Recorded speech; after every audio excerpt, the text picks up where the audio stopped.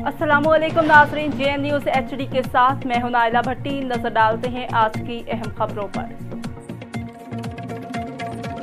तहसील reporter Ahmadpur Sharqia Malik Javed Zoya की report के मुताबिक नौशहरा जदीद पुलिस बनी कब्जा माफिया की सरबराह। SHO नौशहरा जदीद सुहेल आमिर की तैनाती में कब्जा माफिया बेलगाम। थाना नौशहरा जदीद चौकी हैतीजी की हदूद में कब्जा माफिया का राज। नौशहरा पुलिस से साजबाज करके कब्जा माफिया ने गरीब आवाम का जीना मुहाल कर दिया।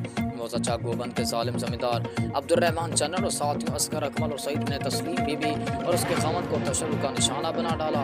बेचारी तस्लीम, जिसे अपनी माँ की जानिब से कुछ रकबा मिला जिस पे उसके रिश्तेदारों ने कब्जे की कोशिश की, तो जिसे तस्लीम बीबी को पता चला वो अपने ज़मीन में जब पहुंची तो अब्दुर्रहमान वगैरह ने बेचारी तस्लीम पे दावा बोल दिया और उसे मोटरसाइकिल के वायर लाग ताले से तशद्दुद करते हुए जैसे ही अख्तर ने अपनी बीवी को छोड़ाने की कोशिश की तो जालिमों ने अख्तर को भी ना छोड़ा और इसे भी तशद्दुद का निशाना बना डाला।